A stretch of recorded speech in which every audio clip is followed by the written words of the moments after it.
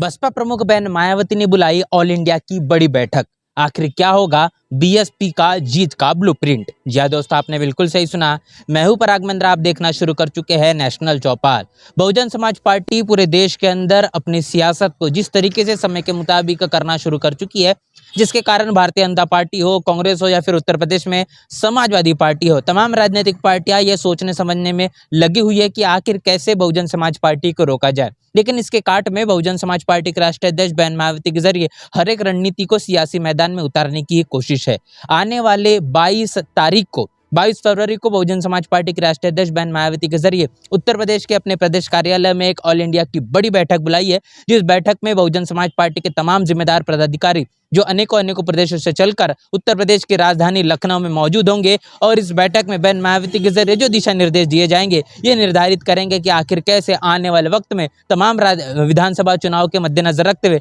Bahujan Samaj party अनेकों प्रदेशों में कैसे अपने संगठन को, अपने सियासत को करने का काम करती है।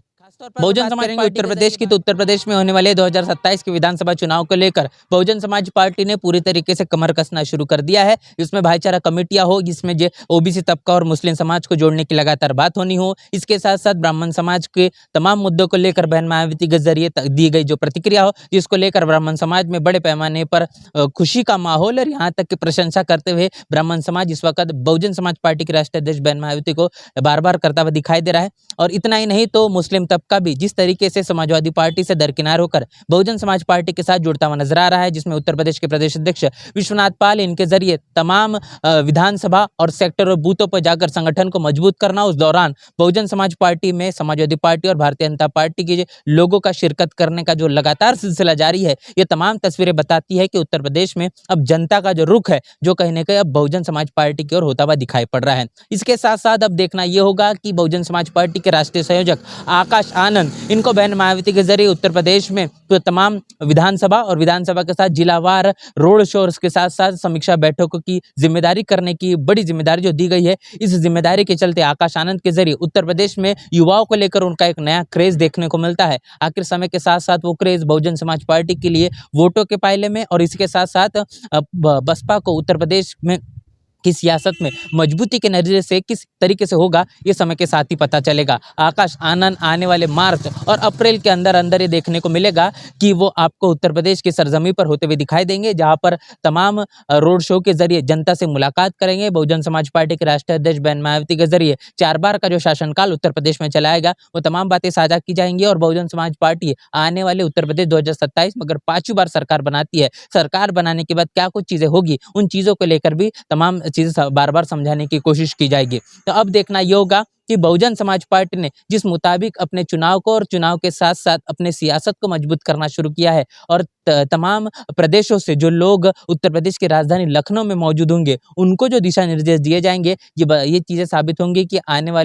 वाले विधानसभा चुनाव जो है, जिसमें कई प्रदेशों में विधानसभा चुनाव होने हैं, जिनमें खासतौर पर अगर बात करेंगे तो तमिलनाडु है, इसके साथ साथ अगर बात करेंगे तो केरल है, ये तमाम प्रदेशों में विधानसभा के चुनाव होने हैं। इन प्रदेशों में बहुजन समाज पार्टी आखिर क्या वो रणनीति लाती है, जिस रणनीति के चलते बसपा के जो परिणाम निकल कर आएंगे, यहाँ से सकारात्मक तौर पर देखने को मिलेंगे। और इतना ही नहीं, और खासतौर पर अगर उत्तर प्रदेश की बात करेंगे तो उत्तर प्रदेश को लेकर जो क्या नई रणनीतियां बनाती है। हाल ही में बहन मायावती के जरिए 7 फरवरी को एक बड़ी बैठक की गई, जिस बैठक में उत्तर प्रदेश के तमाम 403 विधानसभा के लोगों की मौजूदगी थी, जिसमें विधानसभा अध्यक्ष से लेकर तो प्रभारी मौजूद थे। साथ ही साथ 75 जिलों के जिला अध्यक्ष भी बड़े पैमाने पर दिखाई दिए। बहुजन समाज पार्टी के मिनी पदाधिकारियों की रैली इस तरीके से भी जानी पहचानी गई है। तो अब इस बात का इंतजार होगा कि आने वाले 22 फरवरी को बहन मायावती के जरिए जो बैठक बुलाई गई है, इस बैठक में क्या कुछ होता है, कौन कौन से दिशा निर्देश दिए जाते हैं। दिशा निर्देश के चलते भारतीय जनता पार्टी हो, कांग्रेस हो और समाजवादी पार्टी के जरिए जिन मुद्दों को लेकर सियासी मैदान में उतरा जा रहा है, उन मुद्दों को लेकर बहुजन समाज पार्टी अपना जो जवाब है, वो जवाब इस तरीके से दे पाए, जिसके कारण बहुजन समाज पार्टी को लेकर या फिर तमाम उत्तर प्रदेश में खासतौर पर बात करेंगे, उन तमाम मुद्दों को लेकर बहुजन समाज पार्टी मुखरता से संवैधानिक तौर पर जो ये बात कहती है कि घोषणा पत्र वो जारी नहीं करती, तो संविधान को अपना घोषणा पत्र मानती है। उस नजरिए से सबसे ज्यादा जो झुकाव है वो कहने के प्रदेश के अंदर खासतौर पर उत्तर प्रदेश में बहुजन समाज पार्टी के पाले में आ सके। भाईचारा कमेटियां और भाईचारा कमेटी के साथ साथ संगठन समीक्षा की बैठकें बहुजन समाज पार्टी के मंडल स्तरीय भी जारी है। अब इसका असर क्या कुछ होगा, ये वक्त चल के पता चलेगा। और आने वाले 22 फरवरी को जो बैठक होने वाली है, इस ऑल इंडिया की बैठक बैठक में तमाम देश भर से आने वाले बहुजन समाज पार्टी के जिम्मेदार पदाधिकारी, इन पदाधिकारियों को जिस वक्त